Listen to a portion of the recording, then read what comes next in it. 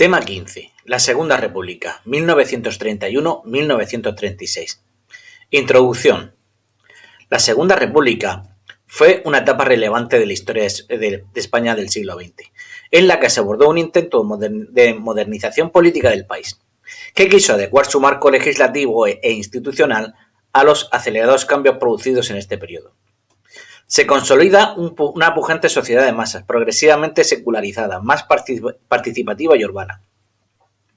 Estos cambios no terminaron de imponerse a la resistencia de la vieja sociedad caciquil, clientelar, tradicional y agraria y sus valores. Esta tensión no resuelta entre ambos sectores conducirá a una guerra civil. La República surgió del intento del régimen monárquico de volver a la situación anterior a la dictadura de 1923, incluidas sus prácticas electorales fraudulentas. Frustrada cualquier posibilidad de acuerdo con la oposición republicana aglutinada en el Pacto de San Sebastián, el gobierno Aznar convocó elecciones municipales el 12 de abril de 1931. Los monárquicos tuvieron mayoría de concejales por el control de los caciques en las zonas rurales. Sin embargo, las candidaturas republicanas triunfaron en la mayoría de capitales de provincia y grandes ciudades. El triunfo de las candidaturas republicanas en las grandes ciudades precipitó el 14 de abril de 1931 la proclamación de la República. La amplitud del movimiento popular llevó a que el rey Alfonso XIII, aislado y sin apoyos, se exiliara. Desarrollo. Inmediatamente se formó un gobierno provisional presidido por Alcalá Zamora y formado por republicanos de izquierda y derecha, socialistas y nacionalistas. El gobierno debía dirigir el país hasta que unas nuevas cortes constituyentes dieran forma a un nuevo régimen y dotara a la República de una constitución. Fueron unas elecciones libres de prácticas fraudulentas del sistema caciquil y que dieron una amplia mayoría a la coalición de republicanos y socialistas. Los partidos de la derecha conservadora y antirrepublicana quedaron reducidos a pequeñas minorías. La Constitución de 1931. Las Cortes Constituyentes elaboraron y aprobaron la primera Constitución republicana de la historia de España.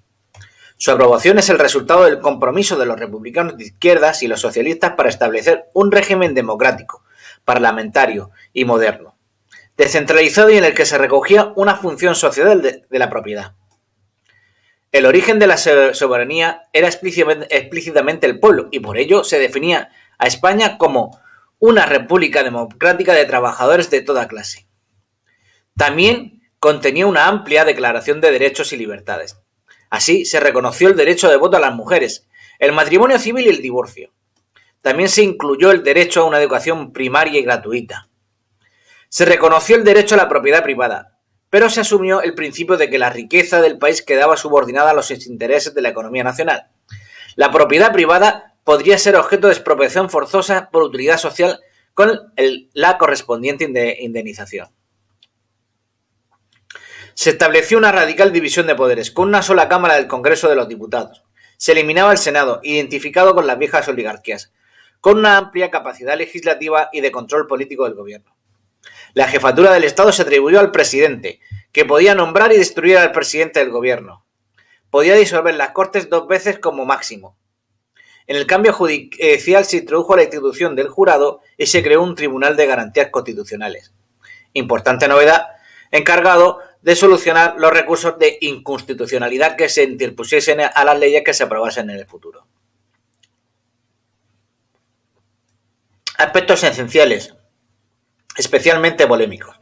Se abordan en el texto constitucional. Se produce la separación de Iglesia-Estado, la eliminación de la financiación estatal de la Iglesia, la confesionalidades de la libertad de cultos y la enseñanza laica. Se prohibió a las congregaciones religiosas a ejercer la enseñanza, el comercio y la industria. Se disolvió la Compañía de Jesús, cuyos bienes fueron nacionalizados. Estas medidas tuvieron consecuencias muy graves, pues tuvieron la oposición radical de toda la derecha católica y la Iglesia, que no se consideraban compatibles con el nuevo régimen ni con la Constitución a partir de este momento. La falta de consenso de todas las fuerzas políticas en este asunto enturbiaría la vida política durante todo el periodo republicano. En cuanto al tema de los regionalismos, la Constitución en sí no concedía ninguna autonomía, sino que sentaba las bases para las mismas y encomendaba al Parlamento la deliberación de los posibles estatutos de autonomía, pero dentro de la concepción de un Estado integral. El Bienio reformista, 1931-1933. Tras aprobarse la Constitución, se inició un nuevo periodo de gobierno presidido por Manuel Azaña y formado por republicanos de izquierdas y socialistas. Niceto Alcalá Zamora fue elegido presidente de la República. La labor del nuevo gobierno estuvo dirigida a abordar una serie de reformas inmediatas que pretendían una modernización política y social de España, aunque limitaban y reducían los privilegios de las élites y que respondían a las expectativas de cambio de las clases medias y el movimiento obrero. Las reformas acometidas fueron las siguientes. La reforma militar. El gobierno republicano abordó la difícil tarea de modernizar al ejército. Sus principales carencias eran la abundancia de mandos, escasa formación de soldados y material anticuado. Azaña ofrece la jubilación anticipada con sueldo e integró a un buen número de oficiales. También se abolió la ley de jurisdicciones en 1906. Una importante parte de la oficialidad, a pesar de su juramento de fidelidad al orden republicano, emprendieron una dura campaña contra el nuevo régimen. También lo hicieron los sectores políticos conservadores que acusaron a Azaña de triturar al ejército.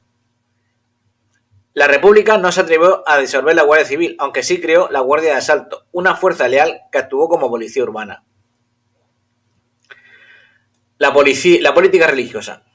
El gobierno estaba decidido a establecer una clara separación Iglesia-Estado y a reducir la influencia de la Iglesia sobre la sociedad española.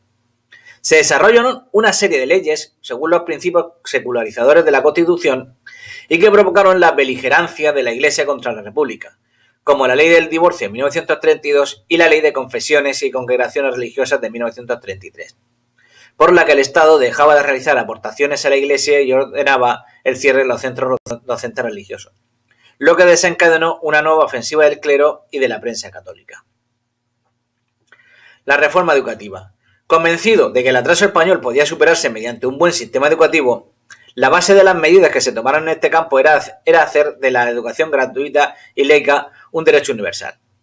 Durante el bienio se construyeron 13.000 escuelas y el número de maestros pasó de 36.000 a 51.000, mejorando sustancialmente su plan de estudios. Se duplicó el número de institutos de bachillerato. También se implantó la coeducación y se alientaron las novedades pedagógicas como las actividades al aire libre, las clases de música y educación física y el abandono de castigos físicos y humillantes en el aula. La política educativa se dirigió también a la extensión de su cultura popular. Se multiplicó la red de bibliotecas en las escuelas primarias. Se crearon misiones pedagógicas destinadas a la extensión de la cultura en las áreas rurales. La reforma agraria. El desigual reparto de la tierra era un problema que se arrastraba en España desde hace siglos. Extensos latifundios en Extremadura y Andalucía, campesinos empobrecidos y arrendatarios explotados demandaban al nuevo gobierno la solución de sus problemas. Sin embargo, el proyecto de reforma agraria chocaba con la oposición de los latifundistas y de los partidos de derecha y centro que obstaculizaron su tramitación en el Congreso. Finalmente, se aprobó la Ley de Bases de Reforma Agraria, que pretendía la modernización técnica, acabar con el latifundismo y redistribuir la propiedad mediante el asentamiento de campesinos en las tierras explotadas. Para su aplicación se creó el Instituto de Reforma Agraria. Pero sus resultados fueron limitados. Solo hubo 12.000 asentamientos en 2 años. Entre las causas del fracaso hay que señalar que su complejidad técnica, su escaso presupuesto y la oposición de los grandes propietarios. La lentitud de su aplicación y el paro frustraron a los jornaleros del campo, que derivaron en insurrecciones anarquistas que desembocaron en duros y trágicos enfrentamientos con las fuerzas de orden público.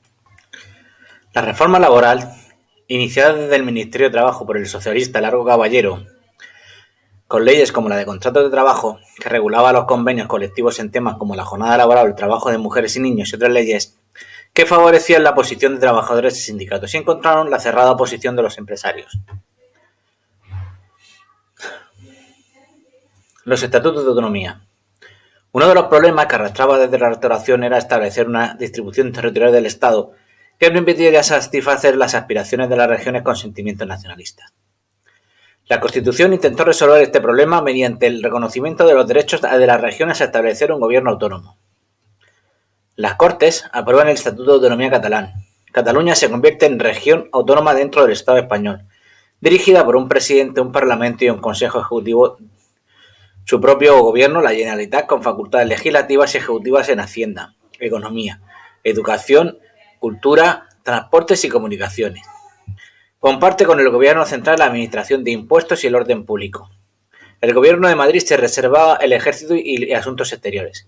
Se declaraba la cooficialidad del castellano y el catalán, y en el País Vasco y Navarra el problema autonómico se retrasa por falta de acuerdo de las fuerzas políticas vascas. Otras regiones inician los trámites pero no llegan a realizarse porque estalla la guerra. La crisis económica, la niebla radical propiciada por el CNT y la negativa de la patronal a las reformas llevaron a un marco de fuertes tensiones sociales. Los enfrentamientos entre huelguistas y Guardia Civil fueron frecuentes y a menudo violentos. Los debates en Cortes del Estatuto de Cataluña y la reforma agraria provocaron una oposición cerrada en las fuerzas de derechas. En este contexto, el general Sanjurjo intentó un golpe de estado militar en Sevilla en agosto de 1932. Mal preparado y con desigual apoyo en el ejército, fracasó. La reacción de las fuerzas que apoyaron al gobierno fue inmediata. Pese al fracaso de Sanjurjo, el gobierno republicano socialista daba muestras de claro desgaste. En este contexto se produjeron graves incidentes de Casasviejas, en los que la Guardia Civil sitió y mató a un grupo de campesinos anarquistas. El escándalo consiguiente llevó al gobierno la decisión de convocar nuevas elecciones en noviembre de 1933. Para estas elecciones la derecha se había reorganizado. El bienio centro-derecha, 1933-1936. Tras las elecciones, Lerroux formó un gabinete conformado exclusivamente por miembros de su partido. La CEDA apoyó al gobierno desde el Parlamento. Lerroux se vio obligado a iniciar lo que los grupos de derecha reclamaban, una política de rectificación de las reformas del bienio anterior. Esta nueva política se concentró en la paralización de las reformas iniciadas. Paralización de la reforma agraria, con la consiguiente expulsión de las tierras que habían ocupado los miles de jornaleros. Se designan para puestos claves del ejército los militares claramente antirrepublicanos como Franco, Gott o Mola. Esta nueva política fue complementada con una amnistía para los participantes del golpe de Sanjurjo en 1932. Conciliación con la Iglesia Católica y muestra de ello es la paralización de las reformas educativas. Se registra un parón en el programa de construcción escolares y la anulación de la enseñanza mixta. También se registran enfrentamientos con los nacionalismos periféricos. Se frena el proyecto de Estatuto de Autonomía Vasco presentado por el PNV y hay enfrentamientos con la Generalitat Catalana que presidía Lluís Companys, dirigente de Esquerra Republicana de Cataluña, desde enero de 1934. En un contexto de crisis económica internacional y de triunfo de los extremismos en Europa, con el triunfo de Hitler en 1933 y la consolidación de la dictadura de Stalin en la Unión Soviética, la lucha política se radicalizó en nuestro país. España se polarizó entre derechas y las izquierdas. ¿Quiénes eran las derechas? Tenemos la CEDA, de Gil Robles, agrupaba a las clases medias y populares católicas, las Juventudes de Acción Popular, las JAP, organización juvenil del partido, tenían ya en aquel momento rasgos claramente fascistas. De la Renovación Española, dirigida por Calvo Sotelo, se agrupaban los monárquicos con posturas cada vez más extremistas y antidemocráticas. Finalmente, la Falange Española de José Antonio Primo de Rivera se fusionó en 1934 con las Juntas de Ofensiva Nacional Sindicalista, las JONS de Ledesma. Quedaba así constituido el núcleo político de la ideología fascista en España. Por otro lado tenemos a las izquierdas. La izquierda republicana de Manuel Azaña agrupaba al centro izquierda que había optado por una política de reformas y de alianzas con el movimiento obrero. El PSOE, el mayor partido obrero, estaba dirigido por un grupo de líderes a menudo enfrentados. Indalecio Prieto y Largo Caballero representaban el ala más moderada y más radical del partido. En general, el PSOE vivió un claro proceso de radicalización. El Partido Comunista Español buscaba una alianza de la izquierda contra el fascismo. La experiencia alemana y el ascenso de Hitler en enero de 1933 habían hecho rectificar a Stalin y buscar alianzas con todas las fuerzas del centro izquierda. La CNT seguía ligada a la acción revolucionaria, aunque había quedado muy mermada tras el fracaso de la insurrección de 1933. Revolución de octubre de 1934. La creciente tensión de los dos polos políticos culminó con la entrada de 3 ministros de la CEDA en el gobierno en octubre del 34. Esta remodelación del gobierno fue interpretada por la izquierda como un anuncio del triunfo inminente del fascismo en nuestro país. La cada vez más radicalizada izquierda, PSOE, UGT, CNT, PCE, llamó a la huelga general contra el gobierno. El seguimiento fue muy desigual. El movimiento fracasó en Madrid. El gobierno acuarteló a las tropas y detuvo a los principales dirigentes socialistas y comunistas. En Barcelona, Companys, desde la presidenta de la Generalitat, dirigió una insurrección con claro matiz independentista. La revuelta fue claramente reprimida por el ejército. Lo peor ocurrió en Asturias. Aquí la huelga general triunfó y generó una verdadera revolución organizada por la UGT y la CNT. La persistencia de la insurrección llevó al gobierno a optar por la represión más brutal. La Legión, dirigida por el general Franco, fue la encargada. El balance de la Revolución de Octubre del 34 fue aterrador. Más de 1.300 muertos, el doble de heridos, 30.000 detenidos, entre ellos Companys. Hazaña que no había apoyado el levantamiento, y los principales dirigentes del PSOE como Pietro o Largo Caballero. La reacción del gobierno de derecha fue el endurecimiento de su política. Se suspendió el Estatuto de Autonomía de Cataluña y se redactó una nueva ley de reforma agraria que en la práctica era una verdadera contrarreforma. Sin embargo, las disensiones en el seno del gobierno eran crecientes. Las diferencias entre el Partido Radical y la cada vez más extremista CEDA eran evidentes. Un ejemplo de la orientación de la CEDA fueron los nombramientos que hizo Gil Robles como nuevo ministro de Defensa. Militares claramente contrarios a la República y la democracia fueron designados para puestos clave en la estructura del ejército. Franco, por ejemplo, fue nombrado jefe del Estado Mayor. La crisis definitiva vino con un escándalo de corrupción, el escándalo del extraperlo, que afectó a altos cargos gubernamentales. Lerroux y el Partido Radical cayeron en el descrédito total. La aparición de nuevos escándalos precipitó el fin de la legislatura y la convocatoria de nuevas elecciones a Cortes en febrero de 1936. Las elecciones de 1936 y el Frente Popular. En un ambiente de creciente radicalización se presentaron las siguientes candidaturas a las elecciones de febrero de 1936. Frente Popular. Pacto electoral firmado en enero del 36 por la izquierda republicana, PSOE, PCE y POUN, Partido Obrero de Unificación Marxista, y Esquerra Republicana de Cataluña. Este pacto agrupaba a todas las izquierdas. La CNT, con muchos presos en la cárcel, no pidió la abstención y apoyó de forma tácita a la coalición de izquierdas. La coalición de grupos de derecha, formada por la CEDE y Renovación Española, acudió con un programa basado en el miedo a la revolución social. La Falange y el PNV se presentaron por su cuenta. La victoria fue para el Frente Popular, que basó su triunfo en las ciudades y en las provincias del sur y la periferia, mientras que la derecha triunfó en el norte y en el interior del país. Tras las elecciones, Manuel Azaña fue nombrado presidente de la República. Se formó un gobierno presidido por Casares Quiroga y formado exclusivamente por republicanos de izquierda, sin la participación del PSOE. Así, el nuevo gobierno nació debilitado. El nuevo gabinete inició rápidamente la acción reformista. Amplia amnistía a todos los represaliados de octubre del 34, restableciendo el Estatuto catalán. Alejamiento de Madrid de los generales más sospechosos de golpismo. Franco, Mola y Godet fueron destinados a Canarias, Navarra y Baleares. Reanudación de la reforma agraria. Esta medida fue rápidamente desbordada por la acción de los ganadores que se lanzaron a la ocupación de fincas. Tramitación de nuevos estatutos de autonomía. El de Galicia fue nombrado en plebiscito en junio del 36 y en el del País Vasco estaba prácticamente terminado en julio del 36. Conclusión. Mientras el ambiente social era cada vez más tenso, la izquierda obrera había optado por una postura claramente revolucionaria y la derecha buscaba de forma evidente el fin del sistema democrático.